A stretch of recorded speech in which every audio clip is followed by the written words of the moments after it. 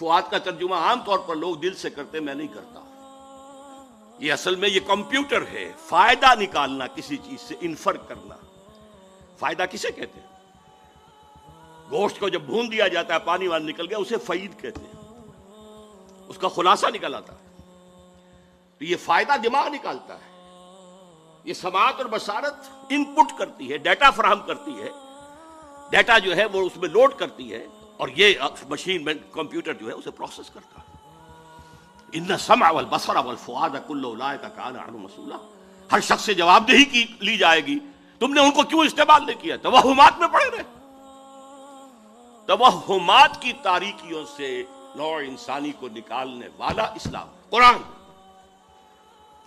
اور پھر دیکھیے دنیا مانتی ہے کہ اس سے پہلے فلسفے میں، منطق میں صرف استخراجی منطق کا راج چل رہا تھا، ڈیڈکٹیو نالج. ایک بات مان لی اور اس کے منطقی نتیجے میں بال کی کھال اتارتے جا رہے ہیں، اسی میں ڈوبے ہوئے ہیں، اسی میں ڈوبے ہوئے ہیں. قرآن نے آ کر دنیا کو روشناس کرایا استقرائی منطق سے. دیکھو، مشاہدہ کرو، کھول آنکھ، زمین دیکھ، فلک دیکھ، فضا دیکھ، مشرق سے ابھرتے ہوئے سورج کو ذرا دیکھ. افلا ينظرون الى الابل كيف خلقت والى السماء كيف رفعت والى الجبال كيف نصبت والى الارض كيف سطحت فذكر انما انت مذکر. دیکھو، غور کرو، سوچو، آبزرو کرو، پھر نتائج نکالو، انفر کرو. یہ استقرائی منطق، انڈکٹیو نالج، دنیا کو اس سے روشناس کرانے والا قرآن ہے. یہی انڈکٹیو نالج سائنس کی بنیاد بنا، اور سائنس انر کور بن گیا جدید تہذیب کا. اگرچہ اس کا جو ظاہر ہے، انر کور کے اوپر جو پردے لپٹے ہوئے ہیں وہ غیر اسلامی ہیں.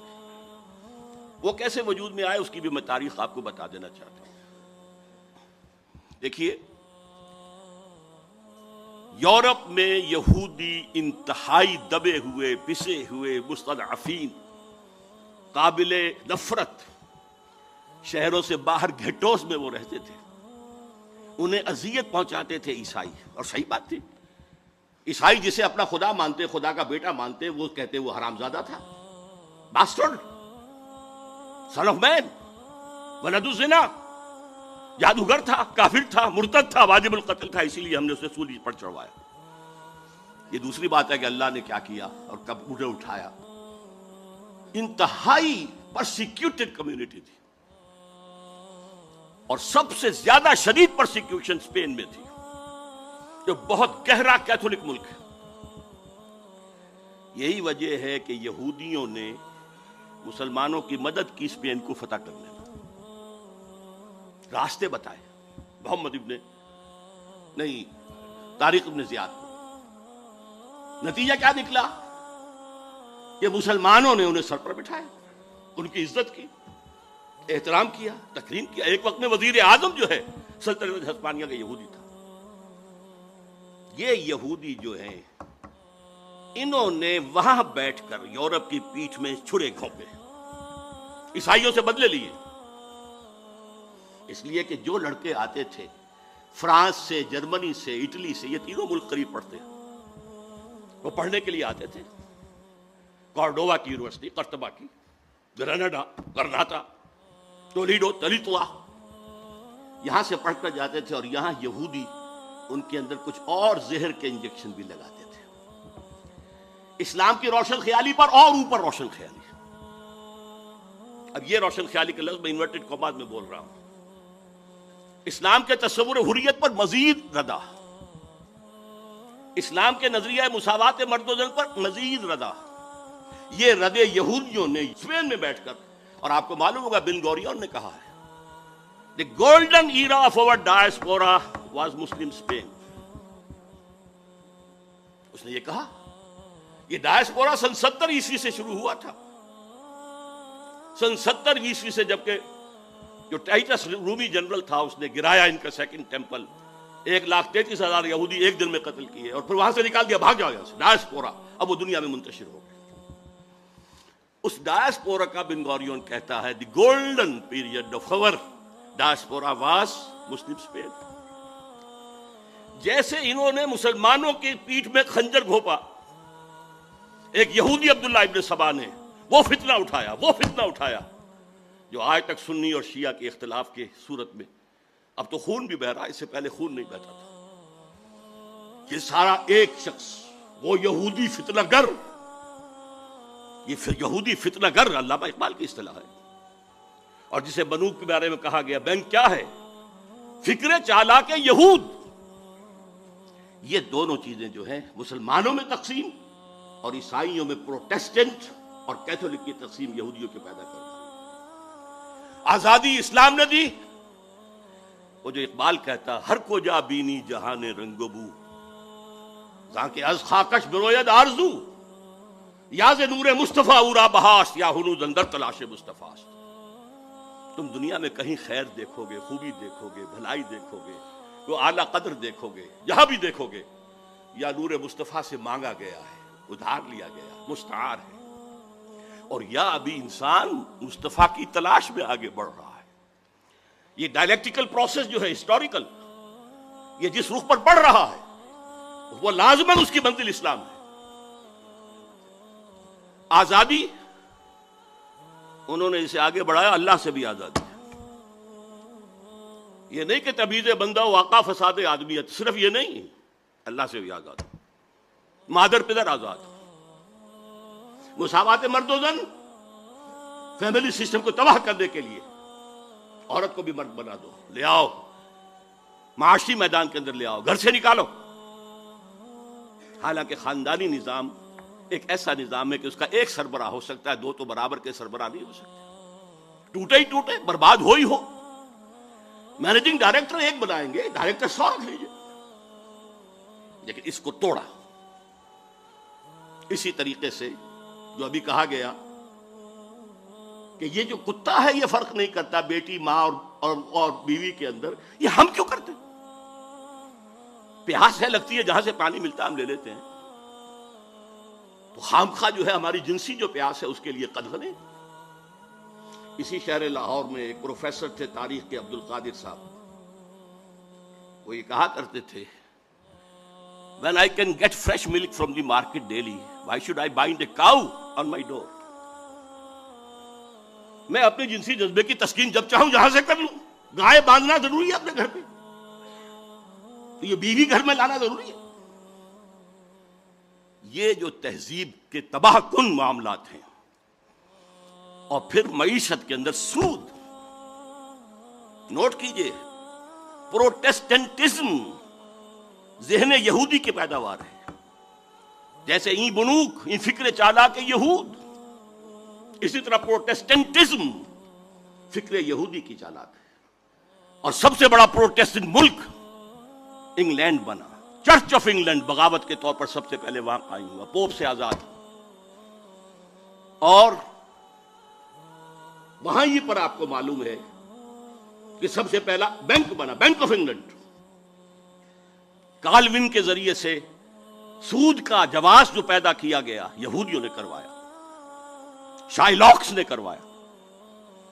वो जवास सबसे पहले उसको कबूल किया है इंग्लैंड ने।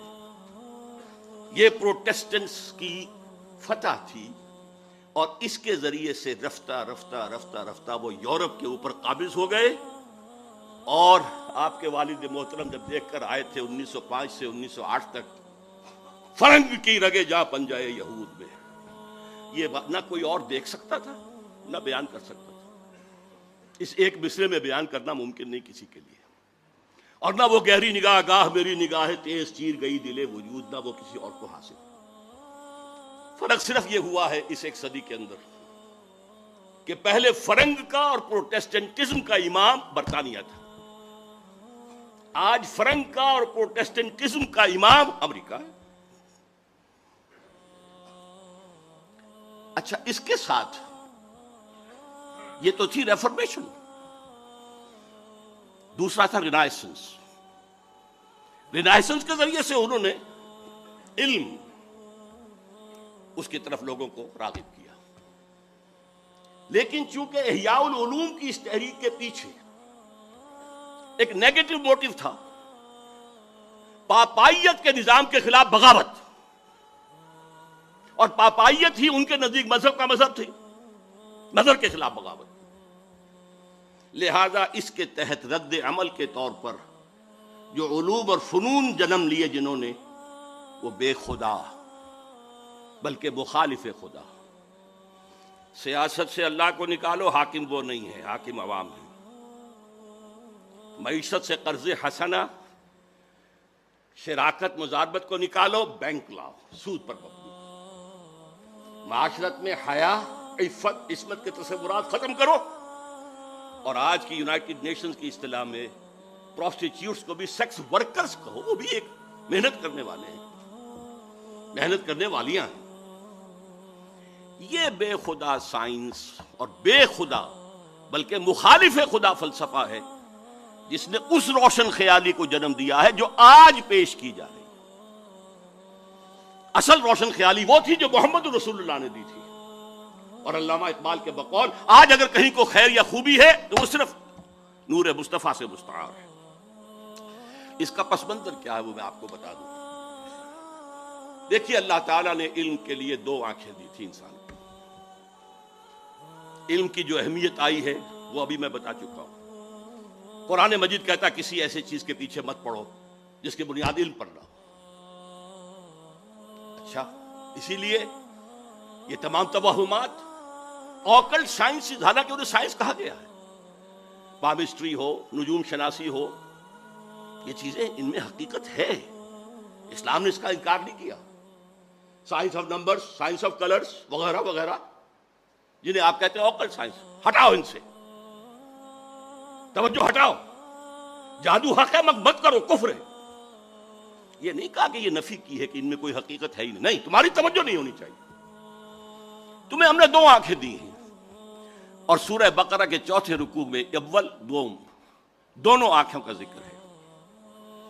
ایک آنکھ ہے ایکوائرڈ علوم کے لیے، جو علم تمہیں خود حاصل کرنا ہے، جسے پوٹینشلی آدم کے اندر ودیت کر دیا گیا تھا۔ جیسے آم کی گٹھلی میں پورا آم کا درخت ہے، علم آدم الاسماء کلہا میں وہ پورا ایکوائرڈ نالج موجود تھا جو آدم حاصل کر سکتا تھا یا نسل آدم حاصل کر سکتی تھی۔ اس کے لیے کیا اپریٹس دیا؟ ان السمع والبصر والفؤاد، ان تین چیزوں کو بروئے کار لاؤ اور قدم بقدم بڑھتے چلے جاؤ۔ یہ اس علم الاسماء کی ایکسفولیشن ہے جو آج ہم دیکھ رہے ہیں سائنس کی شکل میں، ٹیکنالوجی کی شکل میں۔ یہ بھی اللہ کا دیا ہوا علم ہے، اسے سیکولر علم نہ کہیے، قطعاً نہیں، بلکہ بڑا پیارا جملہ کہتے تھے ڈاکٹر رفیع الدین مرحوم و مغفور، میرے نزدیک فکر اقبال کے بہت بڑے شاعر ہیں، کہ Quran is the word of God and this universe is the work of God. ان دونوں میں کوئی تضاد نہیں ہو سکتا۔ اگر تضاد محسوس ہوا اس دور میں جبکہ ہمارا کائناتی علم بہت کم تھا، وہ تضاد اس دور کے مفسرین کے حوالے کیا جائے گا، قرآن کے حوالے نہیں کیا جائے گا۔ اس لیے ڈاکٹر مورس مختار نے کہا کہ میں نے بائبل پڑھی، اس میں بہت سی چیزیں وہ ہیں جنہیں قرآن غلط ثابت کر چکا ہے، موجودہ سائنس، قرآن میں ایک حرف میں نے نہیں پایا کہ جسے موجودہ سائنس نے غلط ثابت کیا، اور وہ مسلمان ہو گیا، فرینچ سرجن بہت بڑا۔ تو یہ ورک آف گاڈ ہے، یہ سیکولر سائنس نہیں ہے، یہ بھی مذہبی ہے۔ اللہ کے عمل کا مطالعہ کرو، اللہ کے بنائے ہوئے قوانین فطرت ہیں ان کا مطالعہ کرو، ان سے فورسز آف دی نیچر کو کیپچر کرو، ہارنس کرو، استعمال کرو۔ لیکن دوسرا علم، فَإِمَّا يَأْتِيَنَّكُم مِّنِّي هُدًى فَمَن تَبِعَ هُدَايَ فَلَا خَوْفٌ عَلَيْهِمْ وَلَا هُمْ يَحْزَنُونَ۔ دوسرا گیون نالج ہے اللہ کی طرف سے، یہ ایکوائرڈ نالج ہے جو رفتہ رفتہ رفتہ رفتہ رفتہ رفتہ بڑھا ہے، اور آج یہاں پہنچ گیا ہے کہ اقبال کہتے ہیں کہ فروغ آدم خاکی سے، عروج آدم خاکی سے انجم سہمے جاتے ہیں کہ یہ ٹوٹا ہوا تارا مہ کامل نہ بن جائے۔ دوسری آنکھ تھی، جب بھی تمہارے پاس میری طرف سے ہدایت آئے، وہی آئے، فمن تبع ہدایا فلا خوف علیہم ولا هم یحزنون۔ یہ دو آنکھیں تھیں، وہی اور اکتسابی علم۔ یہ گیون ہے، یہ ریویلڈ نالج ہے، یہ اوپر سے آیا ہے، اور یہ نالج آپ کو اپنی سماعت و بصارت اور عقل کے ذریعے حاصل ہے۔ انسانی تہذیب کا سب سے بڑا المیہ کیا ہے؟ مذہب کی مخالفت میں جو سائنس اور فلسفہ اور جو تہذیب پروان چڑھی، اس نے ریویلڈ نالج سے آنکھ بند کر لی۔ رکھو ادھر، صرف ایک آنکھ کھلی رکھی، اسی لیے یہ یک چشم تہذیب ہے، یک چشم دجال۔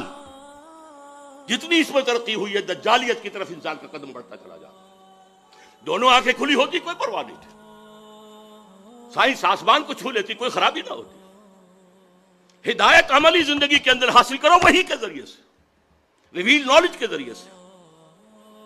لیکن وہاں کیا ہے؟ اجی چھوڑو، خدا ہے یا نہیں ہے، ہوگا، لیکن یہ کائنات تو ہے نا، اس کو سمجھو۔ یہ ہمارے جسم میں کوئی روح بھی ہے کہ نہیں ہے، ہوگی، کون کہہ سکتا ہے کہ ہے؟ اس کو چھوڑو، یہ جسم تو ہے نا، اس کی پرواہ کرو، بالو پوسو، صاف رکھو۔ یہ آخرت کوئی ہے یا نہیں ہے، ہوگی بھائی، شاید ہو، کسی نے آ کے بتایا تو نہیں واپس۔ یہ دنیا تو ہے، اسے بناؤ، حاصل کرو، آسائشیں لو، بہبود بھی کرو لوگوں کی، لیکن ساری توجہ دنیا پر، روح کی بجائے جسم پر، اللہ کی بجائے کائنات۔ یہ صرف شفٹ آف ایمفیسس ہے جس نے کہ تہذیب، تمدن، فکر، فلسفہ سب کا رخ بدل دیا، یک چشمی بنا دیا۔ ورنہ میں آپ کو بتاتا ہوں، اور علامہ اقبال نے اس آیت مبارکہ کو اپنے فلسفہ خودی کی سورس قرار دیا، جس کے راوی ہیں سید نذیر نیازی مرحوم۔ علامہ نے کہا میرے فلسفہ خودی کی سورس سورہ حشر کی آیت ہے، وَلَا تَكُونُوا كَالَّذِينَ نَسُوا اللَّهَ فَأَنسَاهُمْ أَنفُسَهُمْ أُولَٰئِكَ هُمُ الْفَاسِقُونَ۔ ان لوگوں کے مانند نہ ہو جانا جنہوں نے اللہ کو بھلا دیا تو اللہ انہیں اپنے آپ سے غافل کر دیا، یہی فاسق ہے۔ یہ اپنا آپ کون سا ہے جس سے انسان غافل ہوتا ہے؟ کیا اپنے پیٹ سے کوئی غافل ہے؟ کوئی اپنے جسم سے غافل ہے؟ تھوڑا سا چھالا نکلا ہے انگلی میں تو دوڑتے ہیں ڈاکٹر کے پاس، دانت میں درد ہو تو جا کر ڈینٹسٹ کو رات کے 1 بجے بھی آپ اس کے گھر پر دروازہ توڑ دیں گے۔ لیکن روح ہے یا نہیں، اس سے ہم بے پرواہ ہو۔ وَلَا تَكُونُوا كَالَّذِينَ نَسُوا اللَّهَ فَأَنسَاهُمْ أَنفُسَهُمْ۔ انہوں نے اللہ کو بلایا تو اللہ نے انہیں اپنے آپ سے غافل کر دیا۔ اسی کا کانورس ہے جو بعض صوفیہ کا قول ہے، من عرف نفسه فقد عرف ربہ۔ جس نے اپنے آپ کو پہچان لیا اس نے خدا کو پہچان لیا۔ اس لیے کہ ہمارے اندر وہ ڈیوائن سپارک ہے، وہ روح ملکوتی ہے، وَنَفَخْتُ فِيهِ مِن رُوحِي، جسے قرآن 2 جگہ کہہ رہا ہے، اللہ کی اپنی روح اس میں سے پھونکا۔ بہرحال اس نئی تہذیب کے تحت جو روشن خیالی آ رہی ہے وہ مجسم دجالیت ہے۔ اس دجالیت کا یوں سمجھیے، میں نے 3 لحاظوں سے تشبیہ دی ہے۔ جب ملیریا بخار چڑھتا تھا تو اتنی سردی اور اتنی وہ ہوتی تھی، ایک لحاظ ڈالا، دوسرا ڈالا، تیسرا ڈالا۔ سب سے اوپر کا لحاظ ہے سیکولرزم، زندگی کے مین دھارے سے خدا کو نکال باہر کرو، کال پکڑ کر جاؤ، مسجد میں رہو، مندر میں رہو، سینیگاگز میں رہو، چرچ میں رہو، ہم آئیں گے، درشن کر لیں گے، ڈنڈوت کر دیں گے، بس۔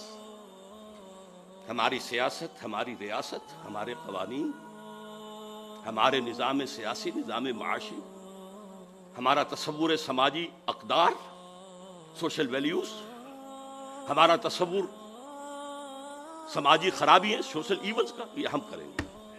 Nothing doing. آپ بیٹھیں مسجد میں، بیٹھے، آئیں گے ہم، 5 وقت آئیں گے، درشن کریں گے آپ۔ یہ پہلا لحاظ ہے جو پوری کائنات، پورے زمین کو اس وقت انگلف کیے ہوئے۔ دوسرا لحاظ انٹرسٹ بیسڈ کیپٹلزم، پوری دنیا، بینکنگ، یہ بنوک، یہ فکر چابا کے یہود، نور حق 80 نئے آدم ربود۔ اور کیا بات کہی ہے عزیزم عاکف سعید نے، اس کا دوسرا شعر نہیں پڑھا، تا تہو بالا نہ گرددی نظام، دانش و تہذیب و دین سودائے خام۔ جب تک یہ بینکوں کا نظام تو بالا نہیں ہوتا، ختم نہیں ہوتا، اپروٹ نہیں ہوتا، اس وقت ایک دانش، کیا بات کرتے ہو دانش کی، تہذیب کیا بات کرتے ہو تہذیب کی، دین کیا بات کرتے ہو دین کی، سودائے خام، یہ تو بڑے کچے خیالات ہیں۔ دوسرا لحاظ بھی گلوبل ہے، تیسرا لحاظ البتہ ابھی کچھ مشرقی ممالک خصوصاً مسلمان ممالک پر پوری طرح نہیں اڑا ہے۔ وہ اگر آپ protocols of designs, elders of designs پڑھیں گے تو معلوم ہوگا کہ یہ بھی ایک پورے پلان کے تحت ہو رہا ہے۔ شرم و حیا کے تصور نکال باہر کرو، عصمت و عفت کا تصور نکال باہر کرو۔ عزیز واقف نے تو کہا کہ خانہ داری بھی کرے، وہ کہتے ہیں خانہ داری اس کا کام ہے ہی نہیں، اگر وہ کرے گی تو اجرت مانگے گی شوہر سے، بچے جنے گی تو اجرت مانگے گی شوہر سے۔ یہ تو social engineering programme of United Nations assembly کا ہے، جس کا سب سے بڑا جو ہے چمچہ اس وقت صدر مشرف بنا ہوا ہے۔ پوری دنیا میں کہیں نہیں ہے کہ عورتوں کو اس طریقے سے سیٹیں، ڈیموکریسی کا معجزہ ہمارے برابر موجود ہے انڈیا، معجزہ مانتی ہے دنیا اس کو، کہ مانا جاتا ہے کہ ڈیموکریسی جو ہے وہ لو پرسنٹیج آف لٹریسی کے ساتھ نہیں چل سکتی، اور وہاں چل رہی ہے، یہ معجزہ ہے۔ اسی لیے وہ ہندوستان کی پرستش کرتے ہیں، ڈیموکریسی ان کا مذہب ہے، امریکہ میں نہیں ہے، کہاں ہے؟ لیکن وہ شیطان کے چمچے جو ہیں وہ شیطان کو کوئی کان قطر دیں گے، اس کو بھی پیچھے چھوڑ جائیں گے۔ اس کے ضمن میں ڈاکٹر جاوید اقبال صاحب کی خاص طور پر توجہ منعطف کراؤں گا۔ رینڈ کارپوریشن جو امریکہ کا ہائیسٹ لیول کا تھنک ٹینک، اس کی تازہ ترین رپورٹ جو آئی ہے اس میں انہوں نے مسلمانوں کو 4 طبقات میں تقسیم کیا۔ ایک فنڈامنٹلسٹ ہے جو اسلام کو صرف مذہب نہیں سمجھتے، نظام سمجھتے ہیں، دی پولیٹیکو سوشو اکنامک سسٹم۔ یہ ہماری ہٹ لسٹ پر نمبر 1 ہے، انہیں ہم نے ختم کرنا ہی کرنا ہے، یہ ہمارے دشمن ہیں۔ اس لیے کہ انہیں مذہب سے دشمنی نہیں ہے، نمازیں پڑھو، تم آئے امریکہ میں، تم نے چرچ خریدے، مسجدیں بنا لی، ہم نے تو کوئی اعتراض نہیں کیا، تم نے سینیگوگز خریدے، مسجدیں بنا لی، ہم نے تو کوئی اعتراض نہیں کیا، تم رمضان میں روزے رکھتے ہو، ہم تمہیں ایک افطاری پارٹی دے دیتے ہیں وائٹ ہاؤس میں، تم عید اور بقرعید مناتے ہو، ہم یادگاری ٹکٹ ایشو کر دیتے ہیں۔ ہاں، تمہارے اسلام سے بھی کوئی دشمنی نہیں۔ ہاں، Islam is a politico socio economic system, جسے وہ پولیٹیکل اسلام بھی کہہ دیتے ہیں، یہ ہمارا دشمن ہے، اور اس کی وجہ صاف ہے۔ نصف صدی تک جو کولڈ وار جاری رہی وہ نظام کی جنگ تھی، مذہب کی تو کوئی جنگ نہیں تھی۔ مغرب میں وہی کرسچینٹی تھی جو یورپ میں اور یو ایس ایس آر کے اندر تھی، وہی کرسچینٹی، فرق کیا ہے؟ صرف ایک فرقے کا فرق ہے، پروٹیسٹنٹزم ہے، کیتھولسزم ہے، اور جس کو کہتے ہیں وہ مشرقی آرتھوڈاکس، ایسٹرن آرتھوڈاکس، یہ اللہ اللہ خیر چلو، مذہب تو ایک ہے۔ ساری جنگ نظام کی تھی، ان کے سرمایہ دارانہ نظام کو اتنی بڑی دھمکی مل گئی تھی، چیلنج مل گیا تھا، وہ سوچتے تھے ہوا ہو جائے گا پانی میں، اور ایک وقت میں مغرب کانپ رہا تھا، اس لیے کہ روس خلا میں پہلے پہنچ گیا تھا، ابھی امریکہ تو بہت پیچھے تھا۔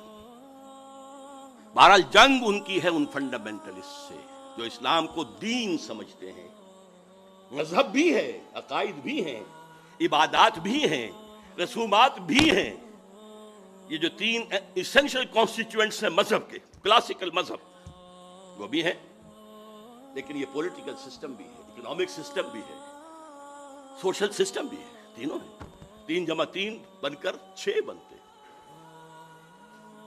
دوسرا طبقہ انہوں نے کہا یہ ہے جن کو ڈاکٹر صاحب نے کہا روایت پسند۔ یہ کون لوگ ہیں؟ وہ بھی ٹریڈیشنلسٹ کہتے ہیں اس رینڈ کارپوریشن میں۔ یہ وہ ہیں جو قال اللہ و قال رسول میں مگن ہیں، مدرسوں میں ہیں، مسجدوں میں ہیں۔ یہ ہمارے لیے کوئی براہ راست چیلنج نہیں ہے، لیکن اگر خدا نہ خواستہ وہ ٹریڈیشنلسٹ جو ہیں وہ فنڈامنٹل سے مل جائیں تو بہت خطرناک ہے، اس لیے کہ ان کے پاس ذریعہ ہے پبلک کے سامنے آنے کا، مساجد ہے، ہفتے وار جلسہ منعقد ہوتا ہے، تو تیسرے نمبر پر ہیں ماڈرنسٹ، اور میں ڈاکٹر صاحب کو بھی انہی میں شمار کرتا ہوں، جو اسلام کی ایسی تعبیر کرنا چاہتے ہیں جو مغرب کے لیے پیلیٹیبل ہو۔ آپ نے کہہ دیا شراب حرام نہیں ہے فی نفسی، شراب تو حرام ہے، رجس من عمل الشیطان فاجتنبوہ، چھوڑو اس کو، فہل انتم منتہون، چھوڑتے ہو کہ نہیں؟ تمہیں پہلے بھی دے دیے گئے تھے سگنلز کہ شراب اور جوئے میں کچھ خوبیاں بھی ہیں اور کچھ گناہ بھی ہیں، گناہ کا پہلو بھاری ہے۔ پھر کہہ دیا گیا تھا شراب کے نشے میں نماز کے قریب نہ ہو، لیکن سورہ مائدہ کی آخری آیات بھی ڈاکٹر پڑھی ہے۔ یہ جو ہیں ماڈرنسٹ، کسی صاحب نے کہہ دیا اسلام میں پردہ ہے، یہ تو تہذیبی بات تھی صرف، یہ ہے کہ جو مغرب میں فٹ کرنا چاہتے ہیں مشرق کی ان اقدار کو۔ ان کے بارے میں رینڈ کارپوریشن میں ہے کہ ان کے پاس پبلک سے کانٹیکٹ کا کوئی ذریعہ نہیں ہے، انہیں میڈیا پر، خاص طور پر الیکٹرانک میڈیا میں نمایاں کیا جائے۔ اب جو کچھ ARY کر رہی ہے اور جو کچھ کہ کیو ٹی وی کر رہا ہے یا جیو ٹی وی کر رہا ہے، یہ کس کے زیر اثر ہے؟ لیا ہی پہلے لیا ہے، جو موجود ہے وہ سب سے پہلے۔ چوتھا انہوں نے کہا ہے کہ سیکولرسٹ ہیں، وہ تو ہیں ہی ہمارے۔ اب یہ 2+2 کی تقسیم انہوں نے کی ہے، ماڈرنسٹ پلس سیکولرسٹ، ان کی سرپرستی کرو، انہیں سپورٹ دو، اور فنڈامنٹلسٹ اور ٹریڈیشنلسٹ، ان دونوں کو دباؤ۔ یہ ہے آج آسمان امریکہ کی وحی۔ اب یہ تو میں نے آپ کے سامنے عرض کر دیا کہ یہ جدید روشن خیالی کی جڑ کہاں سے ہوئی، انلائٹنمنٹ سے جو شروع ہوا، اس کا ایک جز جو انر کور قرار دیا ہے اس علامہ اقبال نے، اگرچہ اس کا ظاہر کچھ اور ہے، نظر کو خیرہ کرتی ہے چمک تہذیب حاضر کے یہ صناعی، مگر جھوٹے نگوں کی ریزہ کاری ہے، اور خیرہ نہ کر سکا مجھے جلوہ دانش فرنگ، سرما ہے میری آنکھ کا خاک حجاز و حول قدس۔ پسر اقبال سے معذرت کے ساتھ عرض کر رہا ہوں، میں نے اس میں تبدیلی کی ہے مصرے میں، اس لیے کہ مدینہ و حجاز تو ایک ہی شے کا نام ہے، علم محمدی کے دروازہ ہیں حضرت علی، وہ نجف کہا نا انہوں نے، وہ حضرت علی کے حوالے سے۔ میں کہہ رہا ہوں ان میں واو عطف نہیں آ سکتا، وہ تو ایک وحدت ہے۔ ہاں دوسری سورس جو ہے old testament and new testament, حول قدس الذی بارکنا حولہ، جہاں سینکڑوں انبیاء دفن ہیں، جہاں ابراہیم دفن ہیں، جہاں یعقوب اور اسحاق دفن ہیں، جہاں ان کے خیال میں سولی چڑھائی گئی تھی حضرت عیسیٰ کو، وغیرہ وغیرہ۔ تو میں نے اس میں ترمیم کی ہے، اور مجھے امید ہے میں کوئی علامہ اقبال کے کلام کا یا پیغام کا ماہر ہونے کا دعویٰ نہیں کرتا، البتہ ان کے آخری زمانے کی ایک نظم، اس کے آخری شعر کا مصداق میں خود کو بھی سمجھتا ہوں۔ چنگ را گیرے از دستم کہ کار از دست رفت، نغمام خو گشت و از رگھائے ساز آید برون۔ لوگوں مجھ سے یہ ستار، یہ چنگ لے لو، میں اپنی انگلیوں سے جو اس کو چھیڑ رہا تھا تاروں کو، اب ہاتھ کا کام پورا ہو گیا ہے، اب میرا نغمہ اس ستار کی تاروں کے اندر خون بن کر گردش کر رہا ہے، اور اس کی رگوں سے، اس کے تاروں سے خود بخود نکلے گا۔ میں اپنے آپ کو یکے از رگ ہائے فکر اقبال سمجھتا ہوں، یکے چنگ را گیریز از دستم۔ اور ڈاکٹر صاحب سے میں پھر عرض کروں گا کہ جو ریکنسٹرکشن اور علامہ کی شاعری کا فرق ہے، اس کے لیے یہ بات بھی نوٹ کر لیجئے کہ لیکچرز میں وہ مہدی کا تصور اور مسیح اور اس کا تصور، اس کو کہتے ہیں کہ یہ امیجین اثرات ہیں اسلام پر۔ اصل میں لیکچرز کا موضوع ہے عقل، بعض چیزیں عقل میں نہیں آتی، فلسفہ تو عقل کی حدود سے باہر نہیں جائے، لیکن ان کی شاعری الہامی تھی. اس بات کو کہا تھا اشفاق احمد صاحب نے، وہ تلقین شاہ، کہ شاعری والا اقبال رات کا اقبال تھا جس میں اسے الہام ہوتا تھا، اور ریکنسٹرکشن والا اقبال دن کا اقبال تھا جو اپنے عقل سے کام کرتا تھا. تو مہدی کا تصور کی اس طرح کی نفی. لیکن یہ شعر جس کا آخری شعر میں نے آپ کو جس نظم کا سنایا، اس کا پہلا شعر کیا ہے؟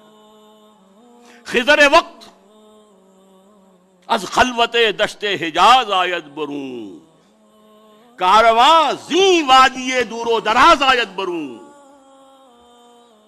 خضر وقت مہدی دشت حجاز سے باہر آئے گا. اس میں سنی اور شیعہ دونوں تصور آ گئے. شیعوں کے نزدیک حضرت مہدی 12ویں امام تھے جو روپوش ہیں، وہ ظاہر ہوں گے، اور سنیوں کے نزدیک حضرت ام سلمہ کی حدیث ہے کہ خلیفہ کے انتقال کے بعد خانہ جنگی ہو جائے گی، اور ایک شخص کی طرف لوگ دیکھ رہے ہوں گے رہنمائی کے لیے، اور وہ اسے گریز کرتا ہوا مدینے سے بھاگ کر مکے میں چھپ جائے گا. لوگ وہاں سے تلاش کریں گے، نکالیں گے تو نکالیں گے. خضر وقت از خلوت دشت حجاز آید برون، کارواں زیں وادی دور و دراز. یہ وادی سندھ جس کا ایک حصہ افغانستان ہے، مشرقی افغانستان، دوسرا حصہ یہ پاکستان ہے، یہاں سے نکلے گا جو حضور کی حدیث کے مطابق یخرج ناس من المشرق یوطئون للمہدی، یعنی سلطان ہے. مشرقی ملک سے ایک فوجیں آئیں گی جو مہدی کی حکومت کو قائم کریں گی. اللہ کرے کہ وہ پاکستان ہو. اقبال کے خواب میں وہ پاکستان ہی تھا اور افغانستان بھی ساتھ. بہرحال آج جو قرات ہوئی اس میں بھی جو نقشہ کھینچا گیا ہے کہ یہود و نصارہ کو اپنا ولی نہ بناؤ. ہماری بدقسمتی ہے کہ اس دور کے بہت بڑے مفکر، مؤرخ، درویش صفت انسان ڈاکٹر حمید اللہ مرحوم نے اس آیت میں ولی کا ترجمہ کیا ہے حاکم نہ بناؤ. حیران، عربی کے بہت بڑے ماہر، لیکن میرے نزدیک یہ آیت قرآنی وَمَن نُعَمِّرْهُ نُنَكِّسُ فِي الْخَلْقِ، جس کی عمر زیادہ کر دیتے ہیں اس کی عقل اوندی کر دیتے ہیں، تخلیقی صلاحیتیں کم کر دیتے ہیں. وہ اولیاء کا ترجمہ حاکم کہہ رہا. اچھا حاکم کوئی کسی کو خود بناتا؟ انگریز آئے تھے تو ہم نے بنایا تھا؟ وہ تو آئے تھے اپنے زور زور سے آئے تھے. یہ ولی کا ترجمہ ہے، جمع ہے اولیاء. انہیں ساتھی نہ بناؤ، ہمدرد نہ بناؤ، سہارا نہ بناؤ، پشت پناہ نہ بناؤ، دوست نہ بناؤ، رازدان نہ بناؤ. یہ اس کا ترجمہ ہے. تو واقعتاً اس وقت ہم یہود و نصارہ کے اندر جو آیت میں الفاظ آئے تھے یسارعون فی الخیر فیہم، کچھ لوگ ہیں گھسنا چاہتے ہیں ان کے اندر، ان کی تہذیب میں، ان کے تمدن میں، ان کے نظام میں گھسنا چاہتے ہیں. اور کہتے کیا ہیں، جیسے کہ کہا تھا 11 ستمبر 2001 کو صدر مشرف نے، جو میں نے اپنے کانوں سے سنا پھر 16 ستمبر 2001 کو، اگر ہم اس وقت ساتھ دیں گے امریکہ ہماری ایٹمی صلاحیت کی بھی حفاظت کرے گا، کشمیر کا مسئلہ حل کرا دے گا، نہیں تو یہ سارے معاملہ ابھی ختم ہو جائے. ان یصیبنا دائرہ، کہ ہم پر کوئی مصیبت نہ آ جائے. ڈر رہے ہیں. وہ ڈر کیوں رہے ہیں؟ اللہ پر یقین نہیں، اللہ کی مدد کا احساس نہیں. آئے گی نہیں اللہ کی مدد. تم اللہ سے جنگ کر رہے ہو، مدد کیسے آئے گی؟ لہذا ان میں گھس رہے ہیں.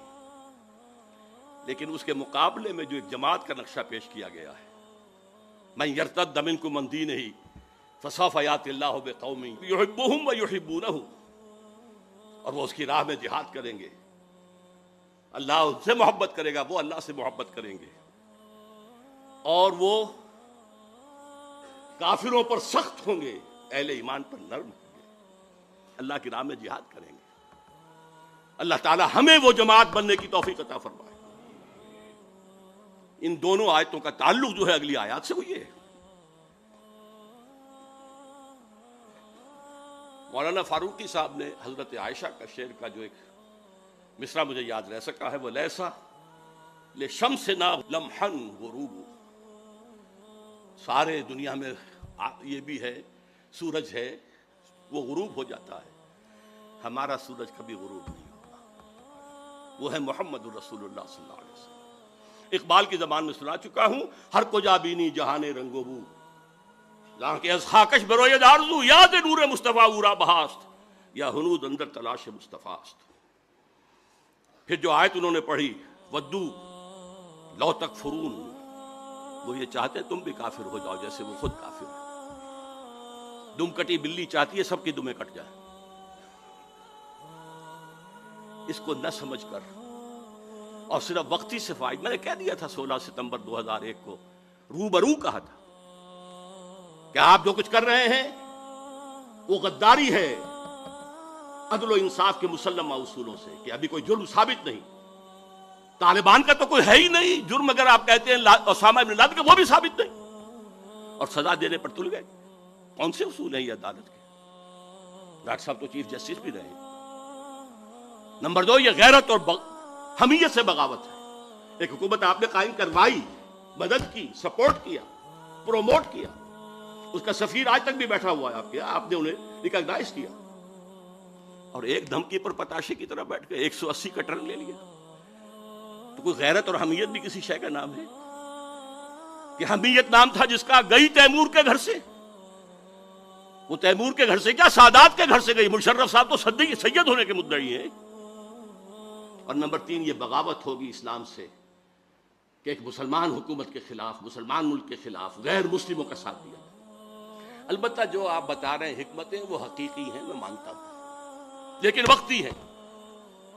جلد یا بدیر آپ کی باری آ کر رہے گی۔ بعد میں خود کہا مشرف نے کہ ہماری باری بھی آ سکتی ہے، لیکن آپ جا رہے ہیں اسی کے دامن میں۔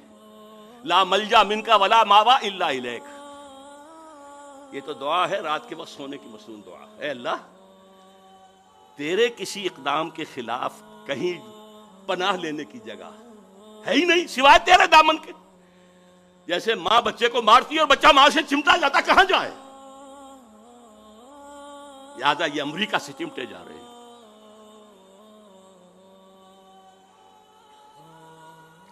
انجینئر سلیم اللہ خان صاحب نے جو بات کہی، روشن خیالی کا نفاذ، یہ ہے اصل بات جو اس وقت اس حکومت کے تحت ہو رہا ہے۔ پوری ریاستی مشینری کو استعمال کر کے، اپنے خیالات مطلقہ کو استعمال کر کے، جو ان کے خیال میں روشن خیالی ہے، جو روشن خیالی کا آتاترک ماڈل ہے، برقعے زبردستی اتروا دیے، انگریزی لباس پہننا لازم کر دیا گیا، اذان بھی دو تو ترکی میں دو، نماز پڑھو تو ترکی میں پڑھو۔ یہ سارا معاملہ یہ شخص بھی کرے گا اگر اسے مہلت مل گئی، بلکہ اس سے 10 قدم آگے جائے گا۔ حافظ عاکف سعید صاحب کی گفتگو میں سے میں نے صرف ایک چیز نوٹ کی تھی، اس کا میں پہلے تذکرہ کر چکا ہوں کہ تمہاری تہذیب اپنے خنجر سے آپ ہی خودکشی کرے گی۔ یہ واقعہ ہے جو پیش آ چکا، تہذیب مر چکی ہے، خلاف فطرت، اصول تخلیق کے خلاف دنیا جا رہی ہے، جسے قرآن نے کہا تقطعون السبیل، تم راہ مار رہے ہو۔ یہ راہ مارنا جو ہے رہزنی بھی ہے، اور یہ انسانیت کی پیدائش کی راہ نہیں ماری جا رہی۔ 2 عورتوں کی شادی، 2 مردوں کی شادی، فطرت کے راہ کو مسدود کیا جا رہا ہے۔ محترم اور مکرم ڈاکٹر جاوید اقبال صاحب کی جو کے فرمودات میں سے ایک پر میں پہلے تبصرہ کر چکا ہوں۔ میرے نزدیک یہ انلائٹنمنٹ کی تعبیر ہے، جو آج سے 400 برس پہلے کی بات ہے، اور آج اسے ہم اس انلائٹنمنٹ جس میں اسلام کی انلائٹنمنٹ کے ساتھ یہودیوں کا ذہن، فکر چالاک یہود شامل ہو گیا تھا۔ مجھے ایک شعر یاد آیا، کون سیاہی گھول رہا ہے وقت کے بہتے دریا میں، وقت کا بہتا دریا، اسلام کی تعلیمات، حریت و اخوت و مساوات، جس کا راگ الاپا اقبال نے، جس کا راگ الاپا بلکہ قوالی کہی جس کی قائد اعظم نے، اس کے اندر زہر داخل کیا ہے۔ حریت اللہ سے بھی آزادی ہے، مادر پدر آزادی، مساوات عورت مرد بالکل برابر، سماجی نظام کیا ہے یہ شرم اور حیا اور یہ عصمت و عفت، غیرت نہ تجھ میں ہوگی نہ زن ووٹ چاہے گی. وہ زمانہ آ رہا ہے، آ چکا ہے. نمبر 2، ڈاکٹر صاحب نے سب سے زیادہ اہم قرار دیا انقلاب فرانس کو. یقیناً وہ بھی رینیسنس کا ایک پروڈکٹ ہے، نتیجہ ہے. آزادی، بادشاہوں سے آزادی، جاگیرداروں سے آزادی، لارڈ سے، بیرن سے آزادی. لیکن اس کا جو اصل مظہر ہے وہ ہے در حقیقت چرچ آف انگلینڈ اور بینک آف انگلینڈ. یہ ہیں دو چیزیں جو یہودیوں نے وہاں پر مسلط کی. چرچ پاپائیت سے اگر بغاوت نہ ہوتی تو سود کی اجازت نہیں مل سکتی تھی. سود حرام تھا، یورپ کے نظام کے تحت حرام تھا. پروٹیسٹنٹس کے ذریعے سے انہوں نے اس کی اجازت حاصل کی اور پھر اپنے سودی ہتھ کنڈوں کے اندر پورے یورپ کو جگڑ لیا. فرنگ کی رگے جا پنجے یہود میں. Bank of England. تیسری بات جو جمال الدین افغانی کے بارے میں کہی کہ خلیفہ پر شورا کی رائے یا اکثریت کی رائے مؤثر ہونی چاہیے، بائنڈنگ ہونی چاہیے. میں نے اپنا جو تصور پیش کیا ہے جدید خلافت کا، اس میں یہی بات کہی ہے. درخواست کروں گا کہ ڈاکٹر صاحب میری وہ چھوٹی سی کتاب پڑھ لیں. انسٹیٹیوشن بہت بعد میں ڈیولپ ہوئے ہیں. خلفائے راشدہ میں لیجسلیچر اجتہاد اور جو ایگزیکٹو اور جوڈیشری سب کے ہیڈ خلیفہ تھے. جیسے حضور تھے تینوں چیزیں جمع تھی. لیکن آج انسٹیٹیوشن ڈیولپ ہو گئے. یہ تین پلرز کو علیحدہ کرنا ہوگا. آج ہمیں وہ شخص نہیں مل سکتا جو تقوی اور تدین میں، خدا ترسی میں اور للہیت میں صحابہ کرام کے صف میں کھڑا ہو سکے. لہذا وہ اعتماد نہیں کیا جا سکتا. فیڈریشن کی جو تجویز انہوں نے پیش کی تھی، میرے علم میں حال ہی میں آیا ہے کہ ان کی تجویز تھی کہ یہ علاقہ ہندوستان کا جو آج پاکستان کی شکل میں ہے اور افغانستان اور روسی ترکستان مسلمان ریاستیں، کیونکہ 1897 میں جمال الدین افغانی کا انتقال ہو چکا تھا. بولشوک ریولوشن آیا 20 برس بعد 1917 میں. اس وقت تک یہ ترک ریاستیں مسلمان ریاستیں تھیں. ان کو جوڑ کر، اس لیے کہ ان تینوں کے اندر فقہ حنفی ہے جو غالب ہے، ایک ہی فکر ہے. ایران کو اس نے شامل نہیں کیا، حالانکہ بائی برتھ ہی وادن ایرانی. وہاں ذرا مختلف ہے عقائد بھی اور فقہ بھی. ان تینوں کو جوڑ کر ایک بلاک بنایا جائے. یہ خواب تھا جو اس نے دیکھا تھا. ایک دوسرا خواب اقبال نے دیکھا تھا 1930 کے خطبے میں کہ یہ ڈیسٹنی ہے کہ ہندوستان کے شمال مغرب میں ایک آزاد مسلمان ریاست قائم ہو. اور اگر ایسا ہو گیا تو ہمیں موقع مل جائے گا کہ اسلام کے چہرے پر عرب امپیریلزم کے دور میں جو دبے اور داغ آ گئے تھے انہیں ہٹائے اور صحیح اسلام کا نمونہ پیش کریں. سر سید کے بارے میں جو کچھ کہا ہے ڈاکٹر صاحب نے، ان پر کفر کا فتویٰ ان کی تعلیمی پالیسی کی وجہ سے نہیں لگا. حقائق کو درست کانٹیکسٹ میں سمجھنا چاہیے. جیسے کہ ڈاکٹر شاہد صاحب نے کہا، وہ اپنی قومی سوچ کے دائرے سے نکل کر مذہبی اور اعتقادی دائرے میں داخل ہو گئے. انہوں نے کہا فرشتہ کوئی چیز نہیں ہے، صرف فورسز آف دی نیچر جو ہے وہ فرشتے ہیں بس، کوئی ان کا باڈیلی ایگزسٹنس نہیں ہے، شخصی کوئی ان کا وجود نہیں. جن بھی عام انسان ہوتے ہیں کوئی نہیں آگ سے پیدا کیے گئے. بس صرف جیسے ہم کہتے ہیں کہ وہ غصے میں آگ بگولا ہو گیا، تو جو ان پڑھ قسم کے لوگ ہوتے ہیں وہ غصے میں آگ بگولا ہو جاتے ہیں. اس لیے وہ لوگ ہیں کہ جنہوں جن کہا گیا. وہ آگ تو نہیں ہوتے، نہ آگ سے بنے، انسانی ہوتے. معجزات کا انہوں نے انکار کیا. وہ جو قانون مادی تھا اس کو اتنا غالب سمجھا کہ قدرت خدابندی بھی اس کی پابند ہو چکی ہے.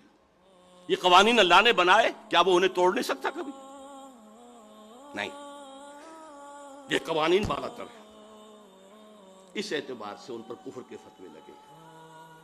وہ علم کلام کے میدان میں آ گئے تھے، ورنہ صرف تعلیم کی بات کرتے تو اختلاف تھا علماء کو. علماء نے اصل میں وہ نان کوآپریشن شروع کر دی تھی بہت پہلے، جس کا خواب گاندھی کو بہت بعد میں آیا. ہم تمہارا علم پڑھیں گے، نہ سائنس پڑھیں گے، نہ فلسفہ پڑھیں گے، نہ تمہارے کالجوں اور یونیورسٹیوں میں جائیں گے، ہم تو قال اللہ و قال رسول کے جزیرے بنا کر بیٹھ جائیں گے کونوں کھدروں میں. It was a naan cooperation with the Britishers. بہرحال اس میں پازیٹیو اور نیگیٹو دونوں باتیں کہی جا سکتی ہیں. اور میں ڈاکٹر صاحب کی خدمت میں اپنا چھوٹا سا مضمون پیش کروں گا. اسلام کی نشت ثانیہ کرنے کا اصل کام درخواست ہے، اور آپ لوگوں کے سامنے اعلیٰ رؤوس الارشاد وعدہ لینا چاہتا ہوں کہ ضرور پڑھیں گے. علامہ اقبال کے بعد میں مولانا مودود نے جو کہا وہ میں سمجھتا ہوں زیادتی ہے. مودودی صاحب نے جو باتیں کہیں کہ وہ ملامتی یا فرقے سے تھے، یہ صوفیوں کا ایک مسلک ہے. بعض صوفی جو للہیت میں اتنے گزر جاتے تھے، غلو، کہ لوگ کہیں ہمارے عقیدت مند نہ ہو جائیں. عقیدت مند ہو جائیں گے تو ہمارے ہاتھ چومیں گے، ہمارے پاؤں چومیں گے، شخصیت پرستی آ جائے گی، اور یہی بت پرستی کی بنیاد ہوتی ہے. تو وہ خلاف شرع کام علل اعلان کرتے تھے تاکہ لوگ ہم سے متنفر ہو جائیں، ہمارے پاس نہ آئے، لیٹ اس الون، ہمیں رہنے دیں. اس میں کوئی توہین کا پہلو بالکل نہیں تھا. علامہ اقبال کے خطبہ الہ آباد میں جو قومیت کی بحث ہے اس کو تو عام کیا ہی مودودی نے، مسئلہ قومیت نامی کتاب لکھ کر. علامہ کا خطبہ تو آج بھی لوگ پڑھیں تو سمجھ نہیں سکتے، وہ فلسفیانہ بحث ہے، لیکن اس کو عام کیا ہے. مسئلہ قومیت کے نام سے کتاب، جو ایک زمانے میں مسلم لیگیوں کے آنکھ کا تارا تھی اور ہزاروں لاکھوں اس کے جو ہے تقسیم کیے گئے. البتہ بعد میں ان کا اختلاف تھا کہ قیادت ایسے لوگوں کے ہاتھ میں آ رہی ہے جسے آپ نے بھی کہا کہ وہ سیکولر مائنڈڈ تھے، پریکٹسنگ مسلم نہیں تھے، تو اس سے اسلامی ریاست قائم نہیں ہوگی، ایک مسلم نیشن سٹیٹ اور وجود میں آ جائے گی. اور یہ بات سچی ثابت ہوئی ان کی. بہرحال میں سمجھتا ہوں زیادتی ہے ان کا ذکر ان علماء کے ساتھ کرنا. ہاں، مولانا مدنی رحمۃ اللہ علیہ، اسی طریقے سے مولانا نجم الدین اصلاحی یا عطا اللہ شاہ صاحب بخاری، اور ریکنسٹرکشن کے بارے میں یہ کہ یہ شورائی جو یہ سوڈانی عالم نے کہا کہ یہ کفریات ہیں، یا سلیمان ندوی صاحب نے کہا کہ یہ کتاب نہ لکھی جاتی تو بہتر تھا. ابو الحسن ندوی کو آپ نے پوتا قرار دیا ہے سید احمد بریلوی کا. وہ کئی پشتوں میں جا کر نواسے بنتے ہیں. سید احمد بریلوی کا بیٹا تو کوئی تھا ہی نہیں، اور وہ بھی براہ راست نواسے نہیں، کئی پشتے. وہ تو بہت پرانے، بہت زمانے کا جو ہے ان کے درمیان وقفہ ہے. پھر میں آپ سے ایک بات اور عرض کروں گا. مسلم لیگ کی اصل قیادت یقیناً سیکولر لوگوں کی تھی، غیر عالم لوگ تھے. اب ڈاکٹر شاہد مسعود صاحب انہیں خام خواہ عالم بنانا چاہیں تو وہ عالم نہیں بن جائیں گے. اقبال عالم تھا، اس کی ابتدائی تربیت علامہ میر حسن کے تحت ہوئی تھی. اس کے اندر اپنے والد اور والدہ کا خون دوڑ رہا تھا، جو صوفی مزاج تھے، قائد اعظم نہیں تھے. وہ ایک عام قسم کے کھوجے گھرانے میں، کاروباری گھرانے میں پیدا ہوئے. ان کی تعلیم میں، تربیت میں کوئی دین کا دخل نہیں. وہ اور تھے، یہ اور تھے. اب میں بدقسمتی سمجھتا ہوں کہ قیام پاکستان میں اصل بات کی جاتی ہے قائد اعظم کی، اصل بات اقبال کی کرنی چاہیے، جس کا مرید بن گیا تھا محمد علی جناح. لندن کی تیسری گول میز کانفرنس کے موقع پر جو ملاقاتیں ہوئی ہیں، اسے میں آج کل کہہ رہا ہوں یہ مولانا روم اور شمس تبریز کی ملاقاتوں کے برابر تھیں. وہ واپس آئے ہیں تو اس کے بعد انہوں نے قوالی گائی ہے اسلام کی. یہ سب وہ انجیکشن تھا جو اقبال نے دیا تھا، جو سن 30 کے خطبے میں مسلم لیگ میں دے چکے تھے. بہرحال روشن خیالی کی سمل میں اب آج کی روشن خیالی جو ہے، آپ نے چونکہ ان میں مولانا شبلی کا نام بھی لیا ہے، وہ یقیناً موجودہ حساب سے بھی روشن خیال تھے. انہوں نے آپ کے والد مرحوم کو بھی ایک خاص پہلو سے غلط راستے پر ڈالا، گمراہ کیا، اگرچہ علامہ اقبال وہاں تک نہیں پہنچے تھے. اس پر ایک پورا مقالہ لکھا جا چکا ہے اور میں اس کا بڑا احسان سمجھتا ہوں. بہرحال آج کیا ہو رہا ہے، علامہ شبلی کی پوتی اب نماز کرائے گی امریکہ کے اندر. یہ جو روشن خیالی کے بیج تھے وہ برگو بار آج لا رہے ہیں نا. ان کی پوتی ہے. اب پہلے تو وہ کوئی ڈاکٹر امینہ ودود تھی، وہ کہاں سے ٹپکی ہیں یہ تو ہمیں معلوم نہیں، لیکن اب آ رہی ہے شبلی کی پوتی روشن خیالی لے کر. میں ڈاکٹر صاحب کی ان تینوں اصطلاحات کو پسند کرتا ہوں. اصلاح پسند، روایت پسند اور عوام کی پسند کا مذہب. یہ تینوں اصطلاحات صحیح ہیں اور میں سمجھتا ہوں معتدل ہیں، ماڈریٹ ہیں. یہ بات ہمیشہ رہی ہے. بقول اقبال آئین نو سے ڈرنا، طرز کہن پہ اڑنا. مشکل یہی کٹھن ہے قوموں کی زندگی میں. یہ مراحل آتے ہیں. نئے خیالات کی پذیرائی آسانی سے نہیں ہوتی. یقیناً اجتہاد کا دروازہ جو ہمارے خاص طور پر سنی اسلام کے اندر بند ہے سینکڑوں برس سے، اسے کھولا جانا چاہیے.